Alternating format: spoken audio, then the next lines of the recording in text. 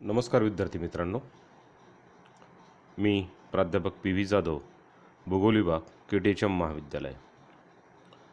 आपण environmental geography paper first यामध्ये प्रकरण पहिलं जे आहे चॅप्टर नंबर 1 एन्व्हायरमेंटल डिझास्टर यामध्ये आपण आजच्या लेक्चरला जो टॉपिक आहे इफेक्ट्स ऑफ अर्थक्वेक, भूकंपाचे पर्यावरणीय परिणाम, हे आज आपण बघणार आहोत. आपण आजपर्यंत विविध मुद्दे जे बघितले आहेत त्यामध्ये पर्यावरणीय आपत्ती, त्याची संकल्पना, पर्यावरणीय आपत्तीचे वर्गीकरण, पर्यावरणीय नैसर्गिक आपत्ती, भूकंप आणि भूकंपामध्ये जे अगोदर विविध मुद्दे बघितले त्यात आज आपण आजच्या लेक्चरला भूकंपाचे पर्यावरणीय परिणाम, इफेक्ट्स ऑफ अर्थक्वेक, हा मुद्दा आपण आज बघणार आहोत. तर या मुद्द्यामध्ये भूकंपाचे पर्यावरणीय परिणाम त्यामध्ये जर आपण बघितलं तर भूकंप ही पर्यावरणीय आपत्ती किंवा नैसर्गिक आपत्ती जरी काही सेकंदापासून काही मिनिटापर्यंत घडत असली तरी भूपृष्ठावर त्याचे परिणाम हे अतिशय गंभीर स्वरूपाचे असतात. भूकंपामुळे आपल्या सर्वांनाच माहितीच आहे की विध्वंसक आणि विधायक असे दोन्ही प्रकारचे परिणाम हे पृथ्वीवर घडून येत असतात. आणि भूकंपाची तीव्रता ही जेवढी जास्त तेवढी भूपृष्ठाची उलथापालथ ही मोठ्या प्रमाणावर होत असते, तेव्हा त्यास विध्वंसक भूकंप असे म्हटलं जातं. त्याचबरोबर आपण जर बघितलं तर भूकंपाचे विध्वंसक परिणाम काय काय होतात त्यामध्ये पहिला जो परिणाम आहे तो म्हणजे प्रचंड प्राणहानी आणि वित्तहानी ही प्रामुख्याने पृथ्वीवर घडून येत असते. म्हणजेच भूकंपामुळे मोठ्या प्रमाणात प्राणहानी, वित्तहानी ही घडून येते. त्यामध्ये मानवहानी ही फारच भयानक असते.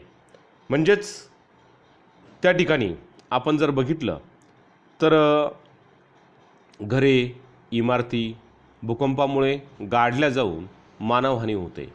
उदाहरणार्थ 16 डिसेंबर 1920 रोजी चीनच्या भूकंपात 2 लाखापेक्षा जास्त लोक मृत्युमुखी पडले. 30 सप्टेंबर 1993च्या लातूर उस्मानाबादच्या भूकंपात 10,000पेक्षा अधिक लोक मृत्युमुखी पडले. तर 26 जानेवारी 2001च्या भुज कच्छमधील भूकंपात 40,000पेक्षा जास्त लोक मृत्युमुखी पडले. आणि या सर्व भूकंपात मोठ्या प्रमाणात वित्तहानी झालेली आहे. म्हणजेच आपण जर बघितलं तर त्या ठिकाणी आपण अनेक न्यूजपेपरमध्ये असतील, टी व्हीवर असतील, त्या ठिकाणी आपण प्रत्यक्षपणे जरी नाही गेलो, बघितलं नाही प्रत्यक्ष, तरी आपण त्या ठिकाणी या मीडियाच्या माध्यमातून किती मोठ्या प्रमाणामध्ये त्या ठिकाणी हानी झालेली आहे. आणि किंवा किल्लारीचा भूकंप असेल 1993 साली झालेला, त्या ठिकाणी झालेली हानी असेल, म्हणजेच त्या ठिकाणी वित्तहानी असेल किंवा जैविक हानी असेल, ही मोठ्या प्रमाणावर झालेली आपल्याला दिसून येते. त्यानंतर पुढचा मुद्दा जो आहे दुसरा, भूपृष्ठाला भेगा पडणे. तर एखाद्या ठिकाणी भूकंप झाला आणि त्याची तीव्रता अधिक असेल तर भूकवचावर ताण पडून भूपृष्ठाला भेगा पडतात. ताण पडून म्हणजेच कसं, आपण एखाद्या ठिकाणी एखादा कागद ताणला किंवा रबर ताणलं तर ते तुटतं. त्याच प्रकारे भूपृष्ठावर सुद्धा भूपृष्ठाला किंवा खडकांवर ताण पडून त्या ठिकाणी भूपृष्ठाला भेगा पडतात. त्या ठिकाणी भूभाग खचण्याची शक्यता असते. त्यामुळे वसाहती गाडल्या जाण्याची सुद्धा शक्यता असते. म्हणजेच त्या ठिकाणी बरोबर 1967 डिसेंबर 1967 रोजी कोयना नगरच्या भूकंपात 18 मीटर खोलीची आणि 10 ते 15 सेंटीमीटर रुंदीची आणि 50 किलोमीटर लांबीची भेग पडल्याचे आढळून आले आहे. त्याचबरोबर 30 सप्टेंबर 1993च्या लातूर उस्मानाबादच्या व 26 जानेवारी 2001च्या भुज कच्छच्या भूकंपात भेगा पडल्याचे दिसून आलेले आहे.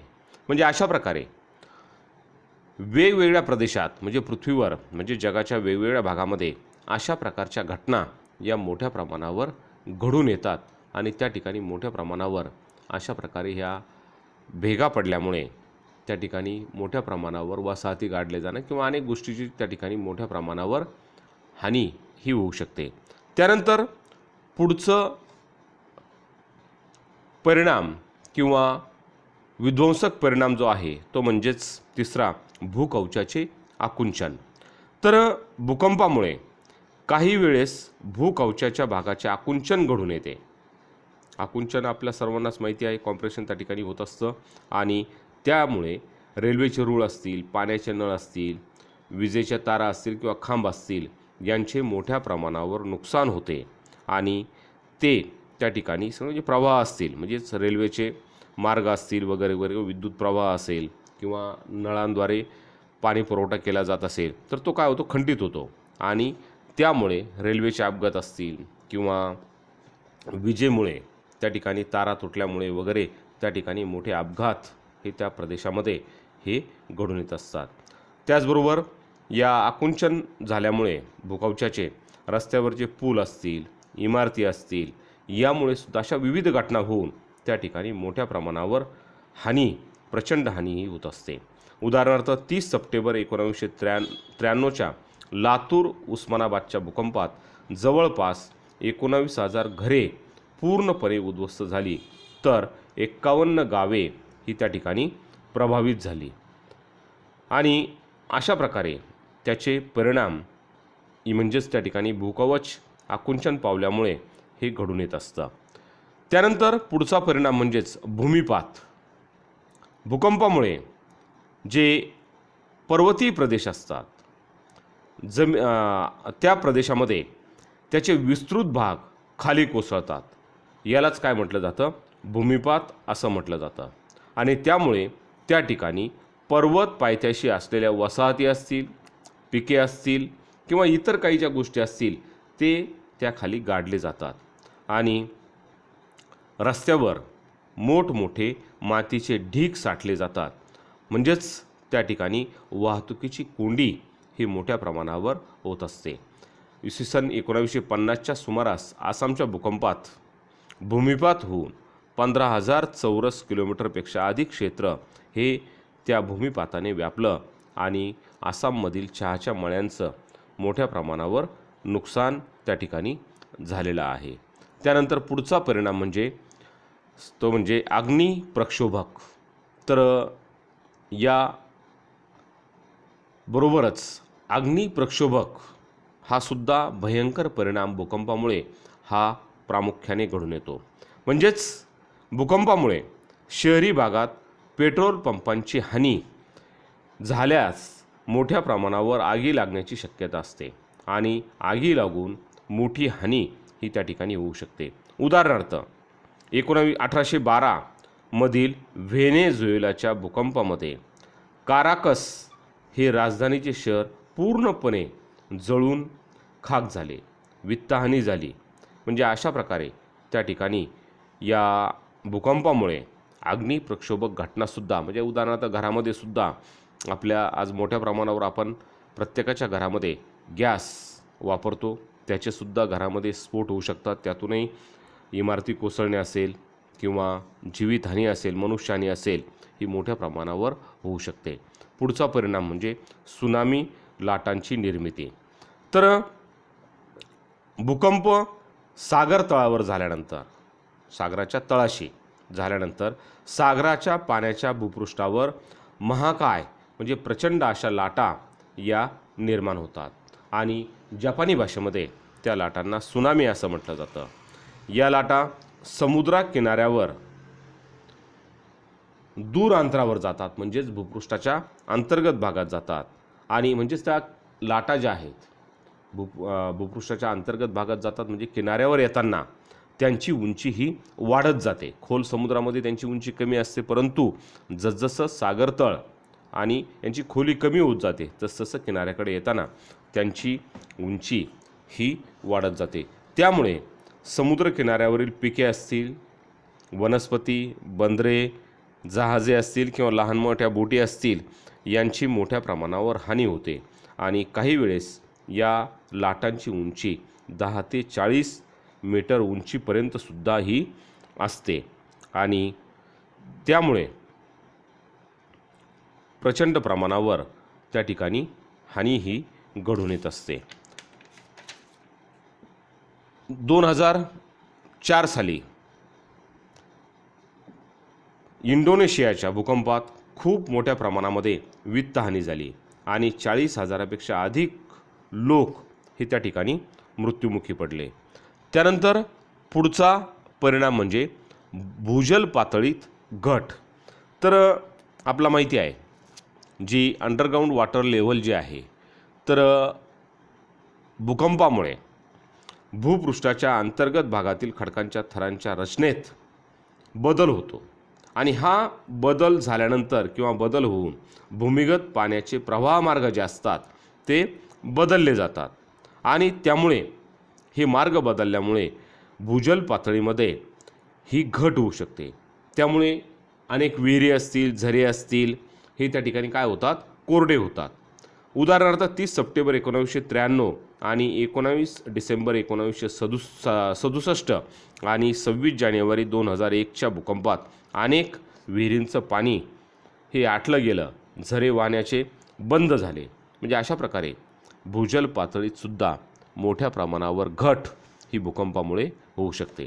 त्यानंतर पुढचा परिणाम म्हणजे नद्यांचे प्रवाह मार्ग बदलणे, वाहण्याचे बंद होणे किंवा नद्यांना पूर येणे, हा सुद्धा परिणाम हा भूकंपामुळे होऊ शकतो. म्हणजेच भूकंप जर नद्यांच्या खोऱ्यामध्ये झाला किंवा खोऱ्याच्या प्रदेशात झाला तर नदी प्रवाह मार्गातील भाग उंचावला जातो किंवा उंच भूभाग कोसळला जाऊन नद्यांचे पाणी हे वाहण्याचे बंद होते. म्हणजेच त्या ठिकाणी नदीचा प्रवाह हा अडवला जातो आणि त्यामुळे ते प्रवाह बंद होतात आणि त्यामुळे मूळ नदीचा प्रवाह अडला गेल्यास तो नवीन मार्ग शोधून वाहू लागतो. तर काही वेळेस अडलेलं पाणी वेगाने वाहू लागतं. म्हणजेच काय, जे अडलेलं पाणी आहे त्या ठिकाणी बांध असेल, तो भूकंपामुळे तुटला तर नदीच्या प्रवाहामध्ये वेगाने पाणी वाहण्यास सुरुवात होते. त्यामुळे नदीला पूर सदृश परिस्थिती ही निर्माण होते. त्यानंतर शेवटचा मुद्दा किंवा शेवटचा परिणाम म्हणजेच भूकंपीय बदल. आता भूकंपामुळे काही भूभाग खचतो तर काही भूभाग उंचावून भूरूपात बदल होतो. जर एखादा दलदलयुक्त भूभाग असेल, तो उंचावला गेला भूकंपामुळे, तर त्या ठिकाणी सुपीक जमीन तयार होते. म्हणजे दलदलयुक्त भाग उंचावला जातो, तो कोरडा होतो आणि त्या ठिकाणी शेती करण्यायोग्य परिस्थिती निर्माण होते. परंतु काही वेळेस याच्या उलट परिस्थिती निर्माण होते. एखादा भूभाग खचला जाऊन तो खोलगट तयार होतो आणि त्यामुळे त्या ठिकाणी दलदलयुक्त हे भाग तयार होतात. त्याचबरोबर काही वेळेस सरोवरेसुद्धा त्या ठिकाणी नष्ट होतात.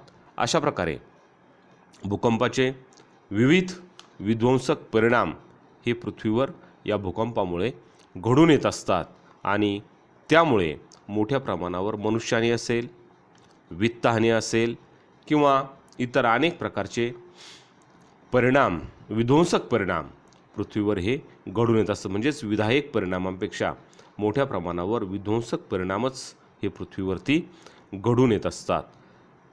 धन्यवाद विद्यार्थी मित्रांनो. तुमच्या काही शंका असतील, प्रश्न असतील तर तुम्ही मला प्रत्यक्ष फोन करून अथवा माझ्या मेलवरती विचारून तुम्ही आपल्या शंकांचं निरसन करू शकता. धन्यवाद.